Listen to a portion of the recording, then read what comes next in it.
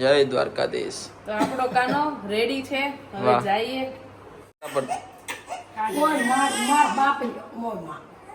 જય દ્વારકાધીશ બા. ફોટો પાડી. જય દ્વારકાધીશ. આજે તો આપણો કાનોડો પણ મસ્ત થઈ ગયો. તો આપણો કાનોડો અસલ ગોવાળિયો થઈ ગયો. ગોવાળિયો થઈ ગયો મારો ગોવાળિયો.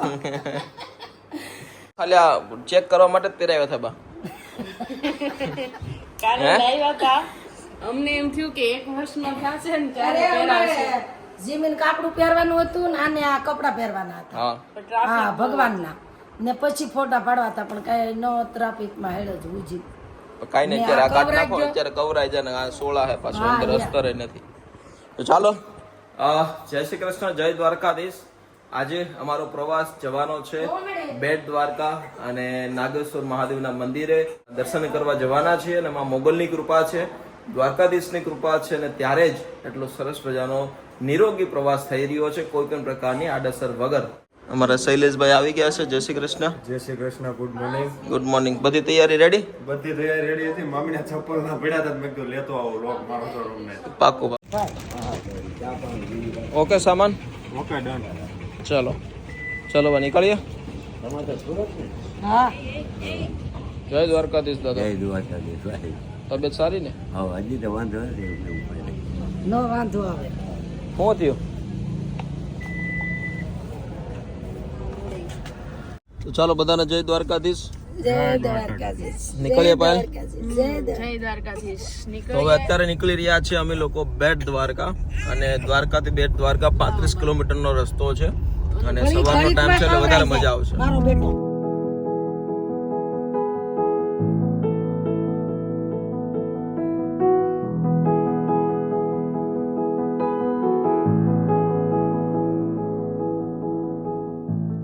પણ સાસો ના નીકળી કઈ ભાણા પબ્લિક વાહન કઈ આમકુશ નથી. એમ થઈ છે કે હાલો હવે ઘર ભેગી નથી જવું. તો દ્વારકાધીશ ના દર્શન કરી ને બધા આવજો એકવાર દર્શન કરવા. દોસ્તો ટ્રાફિક બહુ બધી છે અને આ રવિવાર છે પાછો, અને બધું 5 થી 15 દિવસ પહેલા બિલકુલ ટ્રાફિક નથી. અહીંયા લોકોના મતલબમાં શું કહેવાય છે, ઉલટી પીડા છે બધા લોકો. ગાડીઓ તો જો કેટલી ટ્રાફિક છે.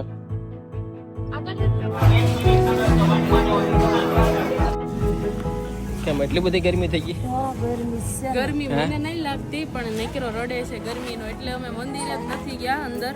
ત્યાંથી બહારથી જ પાછા આવતા રહ્યા. બહુ જ ટ્રાફિક છે ને શું કહેવાય, ઉનાળુ વેકેશનમાં એટલી ટ્રાફિક થોડુંક અલગ લાગે છે, અજીબ લાગે છે. એટલી બધી ટ્રાફિક વિચાર્યું પણ નતું. સાચી વાત છે. નામ છે તમારું? સતીશભાઈ ત્રીજાણી. દરરોજ વિડીયો જોવો છો મારા? અરે વાહ. તો આ મંદિરની શું વિશેષતા છે, શું ઇતિહાસ? આ છે ને ભગવાનનું ઘર છે, આ મંદિર નથી, હવેલી છે. બરોબર અને ઓલું જે દ્વારકા છે ને એ ભગવાનનો રાજમહેલ, ત્યાંથી જે રાજ હલાવતા આખું દ્વારકાનું. બરોબર આ એનું ઘર છે. પટરાણી ભેગા બધા રહેતા નહીં અહીંયા. બરોબર સુદામાનું મિલન થયું હતું આ જગ્યાએ, બરોબર એટલે મળવા આવ્યા હતા ઘરે ત્યાં. બરોબર. એટલે આ હવેલી છે, એનું મંદિર નથી, હવેલી કહેવાય છે. બરોબર. ના ના, ખૂબ આનંદ થયો ને આજે બહુ અમને ટ્રાફિક વધારે લાગી છે. વેકેશન ના હિસાબે છે ટ્રાફિક, પણ તોય યુદ્ધ ના હિસાબે જે થોડુંક અફવા હતી એના હિસાબે થોડુંક ઓછું છે. બરોબર. પછી હજી આના કરતા વધારે ટ્રાફિક હોય વેકેશન. બરોબર. અરે વાહ, થેન્ક યુ. અમારા વ્લોગ જોવો છો? સરસ સરસ. કેટલા વાગ્યા આવ્યા હતા તમે? અમે સવારે 9 વાગે જેવું આવ્યા. 9 વાગ્યા આવ્યા. સરસ, ચાલો, બહુ સારી વાત છે. દ્વારકાધીશની કૃપા તમે અહીં સુધી આવી ગયા. Thank you so much. મળીએ સાહેબ. જે રિક્ષામાં અમે લોકો ગયા હતા દર્શન કરવા માટે, એ જ રિક્ષામાં પાછા આવી ગયા છીએ. પહેલા આભાર તમારો. અંદર ઘણી બધી ટ્રાફિક અને તેમ છતાં પણ ભગવાનના દર્શન, જો કે ભગવાનની મરજી હોય તો જ અહીં સુધી પહોંચ્યા હોઈએ. પણ આજે રવિવાર હતો, સાથે સાથે આ વૈશાખ મહિનાનું વેકેશન, એટલે ઘણા બધા લોકો તમે જોઈ શકો છો પાછળ ગાડીઓની જે લાઈનો લાગી છે. અને આ ઓછી ટ્રાફિક છે એવું કેવું છે ત્યાંના સ્થાનિક. તમે આગળ વિડીયોમાં જોયું, જે ભાઈ આપણા ફોલોવર્સ હતા, દુકાન ચલાવે છે ત્યાં. તો બાપ દર્શન થઈ ગયા મસ્ત. ખોટું તો ક્યાં બોલવાનું જ આવે છે. સાચી વાત છે. દર્શન તો આમ બધે આપણે મંદિરમાં દર્શન કરો કે અહીંયા દર્શન કરો, બધે ભગવાન તો એક જ છે. પણ આ તો એમ થાય કે જ્યાં ભગવાને જેના તળ છે એના ત્યાં આપણે જઈએ એકવાર. પણ બહુ ગળદી હતી, પબ્લિક બહુ હતી ને અમારે એકલવ્ય છે નાનો, એટલે કવરાઈ જાય. ગળદી હતી, બહુ ગરમી હતી, એટલે પછી અમે સેટેલા દર્શન કરી ને વહી આવ્યા. ને હવે આપણે ક્યાં જઈએ એમ છીએ? તો બા આપણે રિક્ષા કરીને અંદર ગયા હા, હતા. રિક્ષા કરીને એમ તો અંદર રિક્ષા કરીને અંદર ગયા હતા. અમને એમ આઈડિયા નતો કે અંદર જઈને એટલું બધું એમ રેવાશે નહીં, ઊભું રહેવાની જગ્યા નથી. પછી બહુ રડવા માંડ્યો એટલે નીકળી ગયા. પણ ભલું કરે જય દ્વારકાધીશ ને પાછી જો નસીબમાં હશે ને તો પાછા જાશું, મોટો થઈ જાય પછી. હા પણ એવું જરૂરી થોડી છે, આપણે મંદિરની અંદર ભગવાનના દર્શન કરી લીધા એટલે ભગવાન આપણી અરજી લઈ લીધી. આવી ગયા કે આ છોકરા, હા એ વાતે બરોબર છે. ભગવાનને એમ થઈ ગયું કે આ છોકરા આવી જશે અહીંયા હા બસ ને પાછી મરજી હશે તેથી પાછા આવશું. પાકું. હવે ક્યાં જઈએ છીએ? એકલવ્ય મોટું થઈ જાય. હવે હવે જઈએ તો ક્યાં જઈએ? નાગેશ્વર મહાદેવે જઈએ છીએ, જે આપણે 12 જ્યોતિર્લિંગમાંનું એક એમાંનું અહીંયા એક મંદિર છે નાગેશ્વર મહાદેવનું. ત્યાં આપણે દર્શને જઈએ છીએ. અને મને તો એવું લાગે છે કે અમારા ઘણા મોસ્ટલી ફોલોવર બધા દ્વારકામાં છે જ, કેમ કે બહુ બધા અમને મળે છે ને બહુ જ ખુશી થાય છે કે અમે હજી વ્લોગ બનાવીએ, તમને અમારી બધી વાત શેર કરીએ કે ક્યાં શું કેવું જાણવા જેવું છે. કે આ તે દર્શન કરાવીને બા ને ગડગડિયો ખોડી ગયો હોય તો એમ થાય ને કે હારું છે બા ને લઈને જઈ આવ્યો એકવાર. હા એમ તો કયો ગડગડિયો ખડી ગયો એટલે શું એમ, એટલે ગડગડિયો ખડી ગયો એટલે રામ બોલો ભાઈ રામ. આમાં ઘણાને ખબર ના હોય કે ગડગડિયો પહેલી વાર મેં બાના મોઢે સાંભળ્યું હતું ને તો મને જ નથી ખબર, તો મેં કીધું કે ગડગડિયો ખડી ગયો એટલે? ગડગડિયો એટલે છે ને એક અલગ શબ્દ છે. બા તમે ઓલી ગડગડિયો હું તમને ખબર છે? હું એટલે આ છે ને આમ બેઠા બેઠા આમ થઈ જાય ને ઈ ગડગડિયો. નહીં પણ એક ગડગડી હું ગાડી ઉભી રાખીને તમને બતાવું કે ગડગડીયો કેમ શબ્દ કહેવાય છે. પછી આપણે શૈલેષ તને ખબર છે? હું ગાડી ઉભી રાખીને બતાવું છું. હવે આપણે છે ને પેલા ઓલી સોડા પીતા ખબર, ઓલી આમ ફોડી લગી વાળી, બરોબર? આમ લગી એટલે એને ગડગડી લગી કહેવાય, બરોબર? એટલે આ જે હોય ને આને એટલે લગીનો આકાર છે આ, એટલે આ ગડગડીયો કહેવાય. હવે અહીંયા આમ ખાઈ જાય ને તો માણાનો શ્વાસ લેવાનો બંધ થઈ જાય. એટલે ગડગડીયો ઓછે. તારે ઓલે ના કરવું, મારે ઓલે કે હે ગડગડિયો એટલે છે ને આમ થઈ જાય ને ને વળી બા ને કદાચ એમ થઈ જાય તો પછી એમ થઈ જાત કે બાએ દ્વારકા ને જ જોયું, એટલે કે તમને અબળકા ન રહે કે હું મારી બા ને દ્વારકા ને લઈ ગયો એટલે દ્વારકા જઈ આવ્યા. તો હવે જોઈ લીધું દ્વારકા? હા હવે કદાચ ને ખડી જાય તો વાંધો નહીં, ખડી તો હું જાય પણ એમ વાત છે. કાંઈ વાંધો નહીં, આ તો મસ્તીની વાત છે, બાકી તો કાંઈ ભગવાન થવા નો દે. ચાલો તો જઈએ ફટાફટ ગોપી તળાવ અને પછી જઈએ નાગેશ્વર મહાદેવ મંદિર.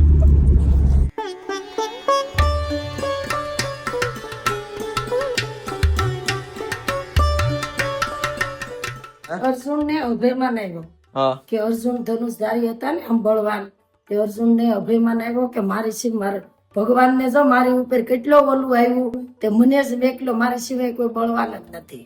એટલે મનની અંદર અભિમાન આવ્યું. પછી અર્જુન ને અભિમાન આવ્યો ને એટલે ભગવાન ને ખબર પડી ગઈ કે આ અર્જુન ને અભિમાન આવ્યું કે આ ગોપીઓ લેવા મેકલા ને એટલે તે પછી અર્જુન ને અભિમાન આવ્યો ને ભગવાન ને એવા કાબા ઉભા કર્યા ને તો પછી અર્જુન ના ધનુષ નું કે બાણ નું કે એના બળવાન નું કઈ હાલ્યું જ નહીં. અહીંયા ગોપીઓ અર્જુન ને કીધું તમે અહીંયા ઘડીક બેહો ને તો અમે અહીં ના સ્નાન કરી આવીએ. તે સ્નાન કરવા ગોપીઓ જો એટલે પછી આ ગોપી તળાવ નામ પડ્યું. બરોબર. હા, ગોપી તળાવ નું નામ એટલે પડ્યું. પછી અર્જુન ને એમ થયું કે હવે મારે શું કરવું, આ તો મારું બળવાન ને મારું ધનુષ આનું આ બધું આખું યુદ્ધ જીતી લીધું, પણ હવે આ કાબા મારું કઈ હાલતું નથી. સાચી વાત. પછી એમ છું કે નહીં કે ને કે સમય સમય બળવાન છે, નહીં પુરુષ બળવાન. કાબે અર્જુન ને લૂંટો કે ઈ ધનુષ ને ઈ જ બાણ, પણ એનું કઈ હાલ્યું નહીં. એટલે તમારો જ્યાં સુધી સમય હોય દીવ હોય ત્યાં સુધી જ આપણું હાલે. બાકી તમારામાં જો અહંકાર અભિમાન આવી ગયો એટલે પછી તમારું કશું ન હાલે. સાચી વાત છે. તો બસ આજ એ પાછળની આ જે કહાવત પાછળની આ એક નાની અમથી વાર્તા હતી. જે વિશ્વમાં ગોપીચંદન અહીંથી જાય છે, આખા ભારતમાં અને વિશ્વની અંદર.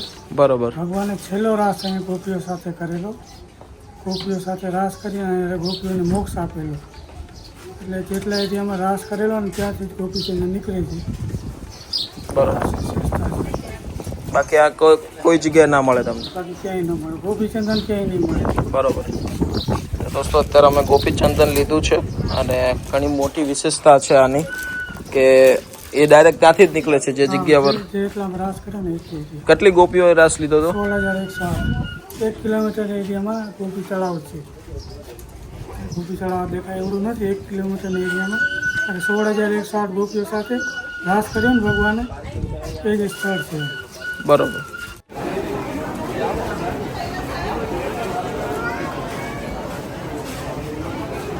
કેવું લાગે બા? અટાણે એવું લાગે કે સોરાજીના પેરા ભરીએ બા થાકી ગયા. કેટલું ચાલ્યા હશો? આ કહું તો સૌ સોરાજીના પેરા બાકી હશે તો ભરીએ. ઘરે તો ક્યારેય રિક્ષામાંથી ક્યાંય ઉતરા નથી નીચે ને. હા. તમે શું કહેશો આ લાઈન બાબતે? ત્રંબકેશ્વર મહાદેવના દર્શને ગયા હતા ને એવી સેમ સિચ્યુએશન અહીંયા છે. પણ ત્યાં તો આઈ થિંક 2 કલાક ઉભા રહેતા કા? ત્યાં 2-2.5 કલાક વહી ગઈ. અહીંયા અપ્રોક્સિમેટલી 1 કલાક તો લાગે છે. ટ્રાફિક બહુ છે અને એકલવ્ય બધું જોવે છે. આ બધા માણસો ક્યાંથી આવી ગયા? અત્યાર સુધી એકલો હતો ને ઘરમાં એટલે. આ બધી મૂર્તિઓ મારી જેવી કેમ લાગે છે? મહાદેવના દર્શન કરવા આવ્યા એટલે બિલકુલ શાંત છે એટલે કઈ તકલીફ નથી વધારે.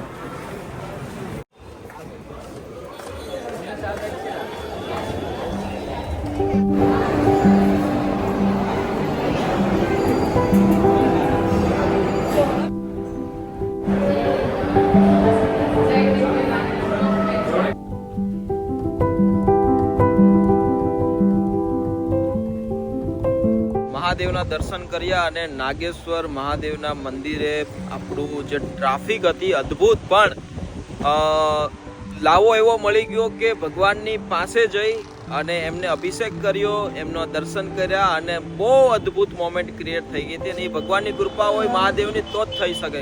કેમ કે અમે લોકો લાઈનમાં ઊભા હતા, અડધી કલાક લાઈનમાં ઊભા રહ્યા. પછી છેલ્લે અમે ત્યાં જ્યારે ગર્ભગૃહ પાસે પહોંચ્યા તો ત્યાં પૂજારી મહારાજ અમને ઓળખી ગયા અને કીધું આવો પોપટભાઈ અંદર. પૂરા પરિવારને અમને બોલાવ્યા, પછી રુદ્રાભિષેક અમને કરાવ્યો અને બસ આ મહાદેવની કૃપા છે.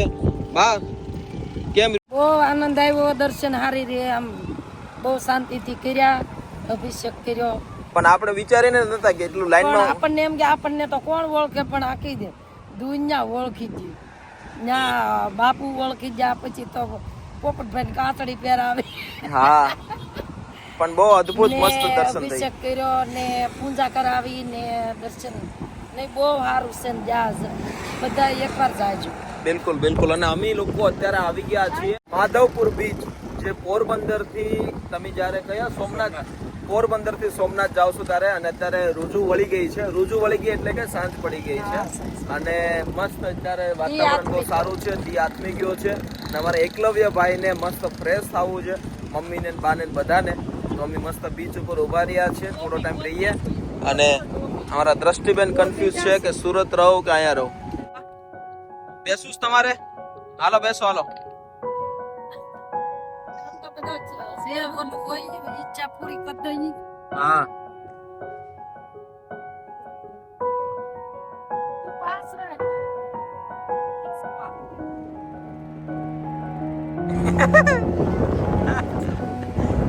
હું થયું?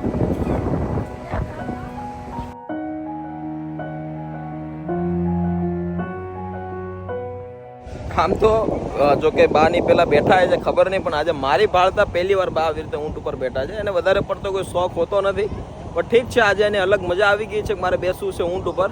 તો પાયલ ને બધા મજા લે છે.